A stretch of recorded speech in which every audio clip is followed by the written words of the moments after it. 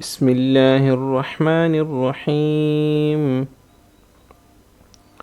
ألهاكم التكاثر حتى زرتم المقابر كلا سوف تعلمون ثم كلا سوف تعلمون كلا لو تعلمون علم اليقين